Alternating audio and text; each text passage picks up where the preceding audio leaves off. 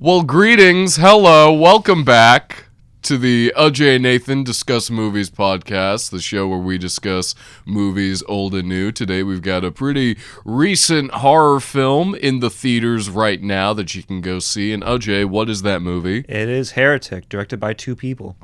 Yes, I actually know their names. I did research. Brian Woods and Scott Beck are their names. The only other movie I know that they made is the movie 65, starring Adam Driver, where he's an alien that fights dinosaurs. And they've directed Heretic. And we wonder why AI is not taking over Hollywood. Look, AI is a craftsman at best. Craftsmen can learn to, make stickly furniture by sitting down next to somebody and seeing what their technique is and imitating. But they're just cross-pollinating things that exist. Nothing new is created. No, because these guys are pulling out great ideas. Anyway, Ajay, what is Heretic about? So Heretic stars two Mormon missionaries. Yes. One played by Chloe East, the other by something Turner. Sophie Thatcher. Sophie Thatcher and Chloe East. Both were actually Mormons in their personal lives. Really? Ex-Mormons, yeah. Oh, fun. So a little bit of tidbit, a little bit of lore there. But it stars two Mormon missionaries as they start door knocking to people, and they come across Hugh Grant's home. And they're told not to go to the home because there needs to be a woman present. But fear not, Hugh Grant in the movie is married, apparently.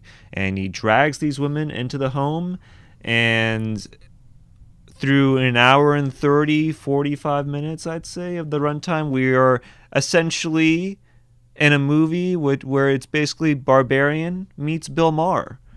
And it's making money in the box office. That's Heretic. Wow, what a succinct and accurate synopsis of the film. Ajay, what are your thoughts on Heretic? All right. So, to borrow a common Mike Stocklasa trope or phrase, Okay. I like this film until I didn't. Jay, I loved this film until I didn't. Yep. I thought it was a pretty good film for most of the runtime. Yeah. Obviously, we'll get into spoilers later on in this review, because I can assure you there are some people that are watching that haven't watched the film yet. But there's this moment in the film, and I think we can come to the same conclusion here, where it just loses all belief in the movie. Okay. Where there's a particular moment where they're sort of in a different part of the home. We're not gonna spoil it, but they're in a different part of the home, and then by that point, I kind of lost hope, and then it just went to a screeching halt as soon as we got to the end. Okay. And don't get me wrong, the performances are great. I mean, Hugh Grant is definitely like the MVP of this entire movie. Oh, absolutely. Chloe East and Sophie Thatcher, both did pretty well, given how limited their screen time was. Limited. Yeah, they're in the entire movie. They're in the. Yeah. It's just the three of them. Yeah. And then Topher Grace. Was pretty good. At some point, he was fun. It was fun to good. see Topher Grace show up in the movie. Ooh, my spider sense is tingling. If you know what I'm talking about. But yeah, no, I think the performances are all really solid. I also think it starts incredibly well.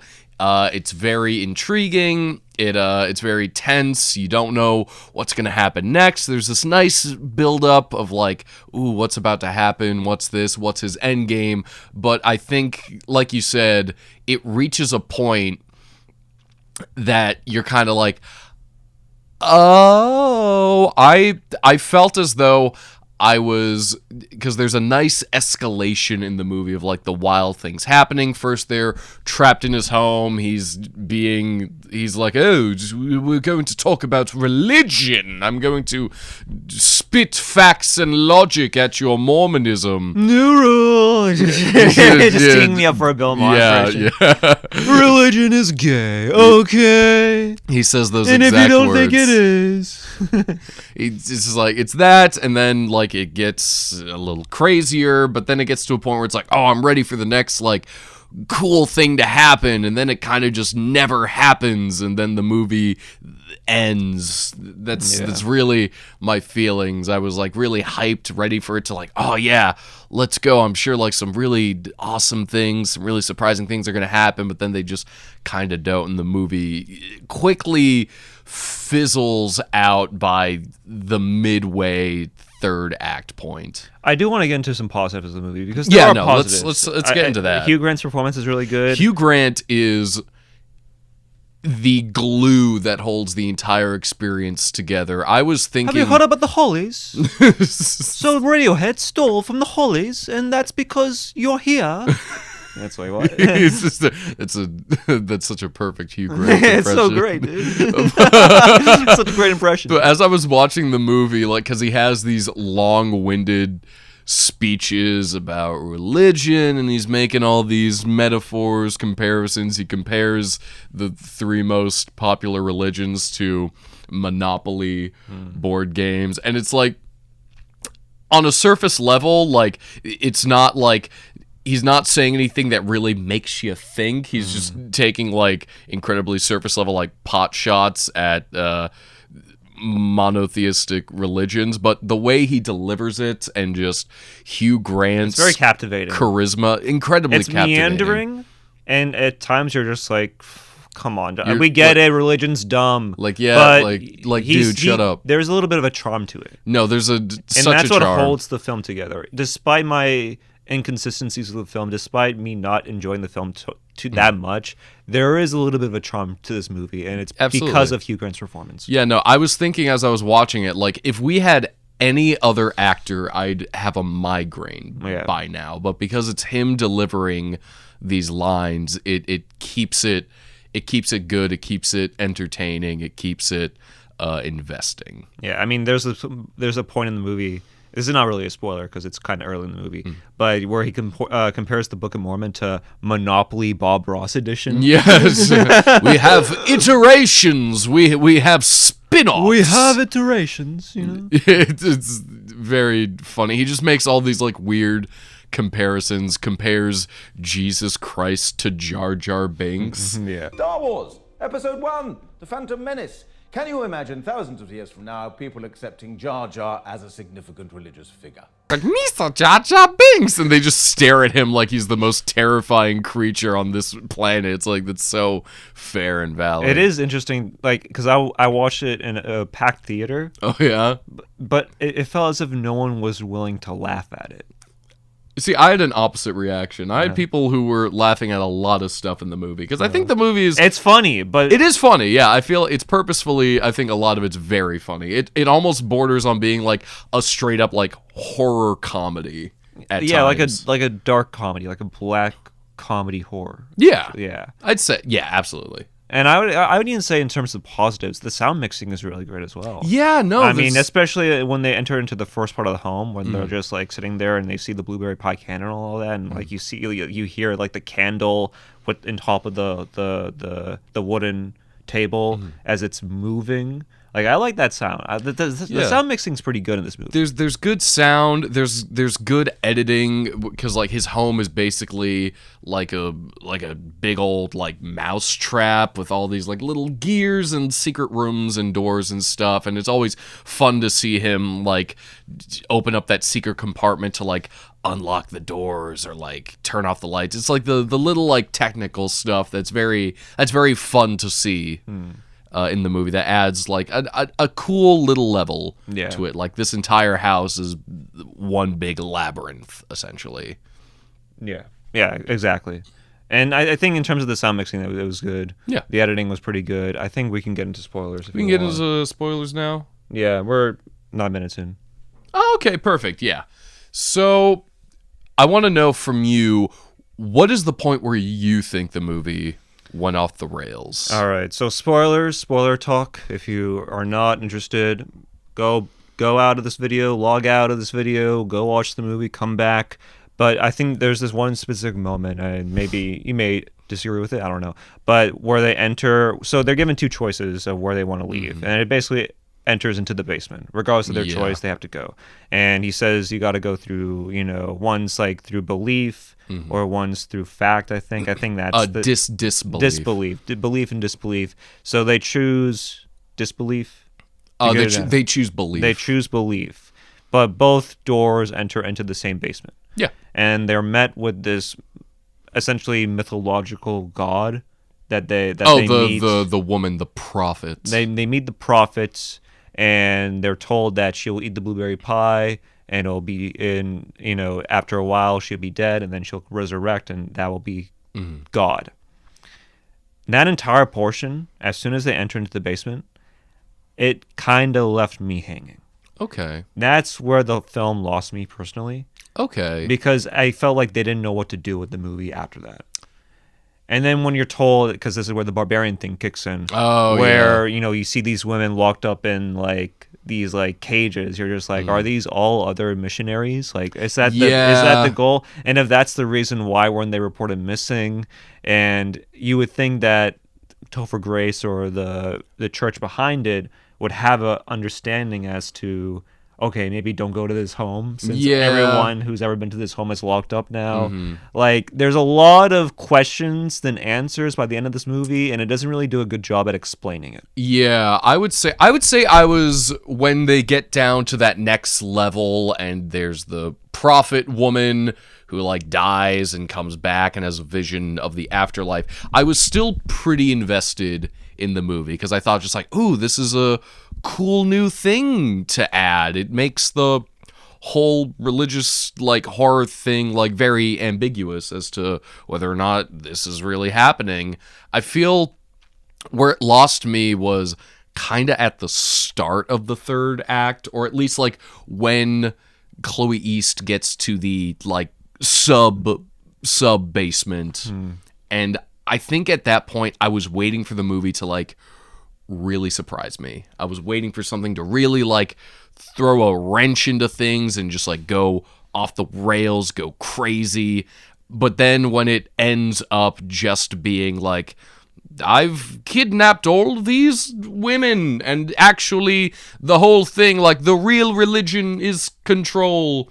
Like it felt like the safest option for an ending that they could choose. Yeah, and the other thing that kind of made me question the movie's ending is that by the near end of the movie, Sophie Thatcher dies. Yes, which spoiler alerts. I will admit, I did like it initially when she dies. Yeah, but they muted out the scream by Chloe. So I'm like, no, like make it a scream kind of. You did? That was a nice little choice because it is supposed to be a shocking moment, and so like we don't initially know like what's happening exactly. But even then, like she's completely fine. Like less than a minute later, it's like, what is happening? Yeah, here? Like you would think that this, later like, she comes back, but I will stand that I do like the idea because she is set up previously, like earlier in the movie, as like you think she's going to be like your final girl, the one who's going to make it out because she's got more of a chip on her shoulder. She's more combative against Hugh Grant. And so when she dies and it's Chloe East who has to step up because she's been more like subdued, she's like mousy, quieter of a person. I liked that little switch of like, oh no, now she's the one who's going to have to make it out. But yeah, no, later. But then in the movie, later on in the movie, she comes back, and you're just like, her like insides were like explored, you know, like for lack of a better phrase. I don't think it was that graphic, but no, she was pretty DEAD dead. Yeah, she was dead, and like you kind of see even Hugh Grant's character being like, yeah, she's dead, you know, she's dead. You can see inside her wrist there's an IUD. Yeah. She's a bad little Mormon, that little Sophie Thatcher. It made no sense. And then she comes back and then she kills Hugh Grant's character, and it's just like logic flies out of the movie at an increasing rate. You might as well just have Trey Parker and Matt Stone just come out at the end of the movie and just kill Hugh Grant's character. We can't say anything about the dresses. Nothing about the dresses. No matter what they everyone us, go, don't say guys, anything. what about the dresses? Why the dresses? And we go, magical night tonight. Just all the stars are out. Is that why you're in the dress? It's just such a magical evening, and everyone looks so spectacular. You know, we just wanted to be a part of it all. It's a night of magic. As like redemption for the Mormon community, for how they portray Mormonism. The Book of Mormon. Yeah. That's a good musical, though. Yeah. But that would have made more sense than Sophie Thatcher coming out. Yeah, I see the angle that they wanted to take with that, like, Deus Ex Machina kind of moment. I can see the angle of, like, because the entire movie, Hugh Grant is being a condescending prick and just like, oh, you think you've seen a miracle here tonight? Well, it is all my surprise and my trap. There is no religion. The only religion is control. Blueberry pie candles. Exactly.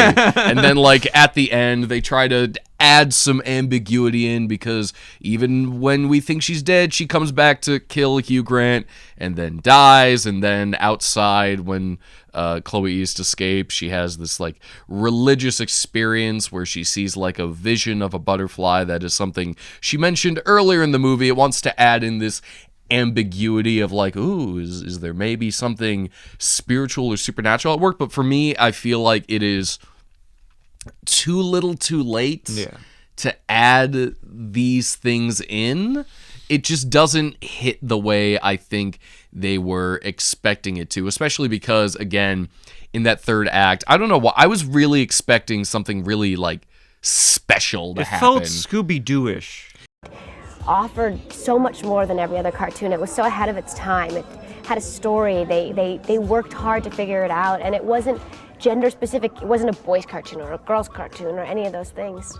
It was a talking dog, you know what I mean? Yeah, you know what? That's a good way to describe it. Like, they reveal because like take Chloe the mask East off. was just like piecing everything together Yeah. at an alarming rate, and it's just like how are all these things clicking for you at like a very like short notice?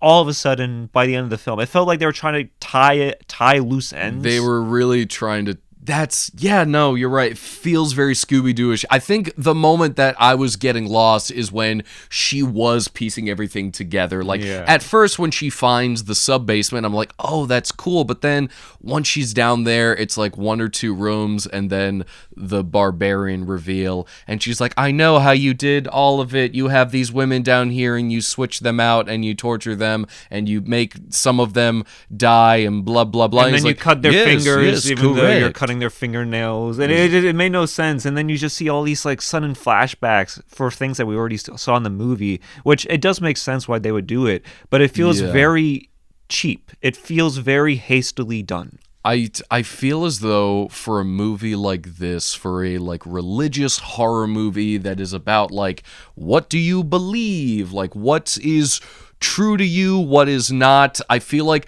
a level of ambiguity would go a long way. Never really knowing maybe what his deal is, like why he's doing all these things, would go a long way in like helping us really get immersed into the story without adding all these just like, well, this is how I took your bikes and this is how I got these women down here and blah blah blah. And we're never really given like any explanation as to why Hugh Grant was in this position besides him studying all these religions, but there needs to be a little bit more like character like motivation for him to do this. I was expecting, because like multiple times throughout the movie he's like, I have found the true religion, the one true religion, and I thought it was going to be like once we get into that basement it would be some like wild eldritch like, I don't know, he like glimpsed some cosmic horror and there'd be just like a weird monster in the basement that she goes crazy seeing it. It would be a silly ending, but it would be like a big bombastic kind of moment that changes the context. But then when we get down to the basement, his whole thing is like, yes, religion is control, and that is why that is my religion. I control. His whole thing boils down to, yeah, well, if God is real, why do you let me kidnap these women? It's like that feels like the big end of the movie is like, oh, okay, like he's just, crazy. Yeah. It felt like by the end of the movie, there was no justification for his actions outside of just being like, "Whoa, religion is stupid. Yeah. I'll show them when I stick them in cages." Yeah. They should have just had Bill Maher come out at the end, being like, "Religion is gay. It's stupid. It's gay. You're gay." It's just like, what's happening, dude? You know, people come to me all the time and they say, "Bill, I'm with you. I saw your movie. We're right here. You know, I don't believe in that crazy biblical nonsense, just the central story." Oh, you mean the stupidest part? It's very fun and it's very intriguing to see, like, ooh, where is it going to go next? But once we get an explanation as to what is happening, it kind of just, it's a wet fart of an explanation and just like a whole, just like, this is what's happening. I just kind of kidnap these missionaries and then I kind of just repeat the process, even though there should be an investigation as to, we sent out like 5 missionaries, probably from like different churches as well. And so like the fact that no one caught on, that's just this guy. I don't imagine he has multiple homes with multiple dungeons in the basement. He built this house specifically into a mountain so he'd have room for his creepy jigsaw dungeon. Yeah. So the fact that no one has caught, maybe God really wanted him to have these slave people. That's what I'm saying, is that like logic flies out the window by the third act. Yeah. And like if they just established those rules early on in the movie, it would have made a lot more sense. I would have been in on this movie if they just like decided to throw all these rules outside and just said, "Hey, just have fun with it. This is a black comedy horror. We're going to, make fun of Creep's Radiohead and the Hollies, and we're going to make these 2 women get a box of matches underneath, even though the box of matches doesn't fit underneath the door." It's like, just play it to like the highest sense of a comedy. Yeah. Don't make it a horror movie. If you're gonna go for this like lackadaisical ending, if you're gonna go for this like not thought through ending, just play it like that for the duration of the movie, and instead of just like changing it up during the third act.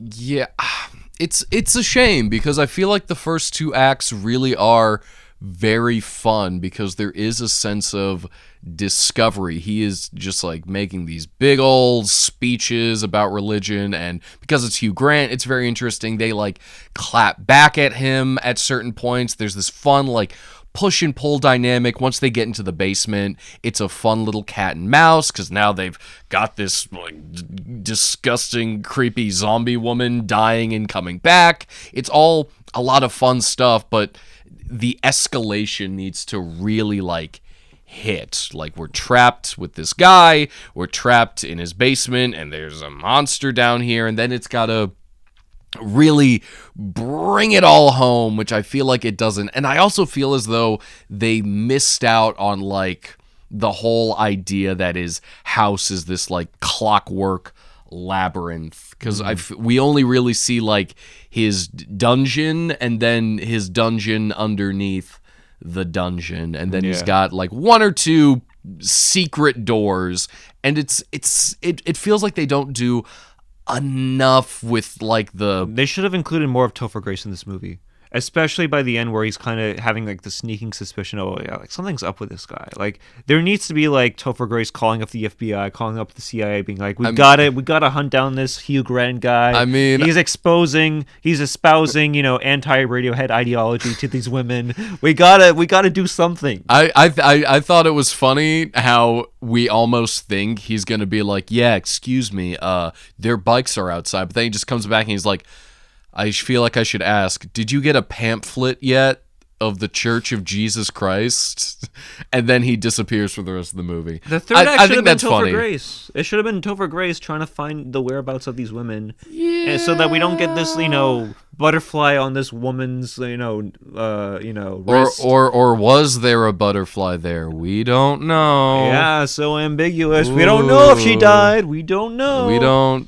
Now they allow ambiguity into the movie, but it's far past when all the interesting stuff has happened. Make it a manhunt by the end of the movie. Like, have Topher Grace call up the FBI, CIA. Let's see Topher Grace with some guns, killing up the... Topher Grace as a Mormon fighting Hugh Grant and his army of sickly women. That's a move. Hey, Brian Woods and Scott Beck, you need screenwriters for Heretic 2? Yeah. And then Hugh Grant just turns into Bill Maher. We need to give Israel more money. Oh my God. New rule, Israel needs more money. Anyway, to wrap up our thoughts on Heretic. It was a good movie. Was it, Bill? It was a great movie, you know. This is turning into a Jerry Seinfeld impression now. It was great.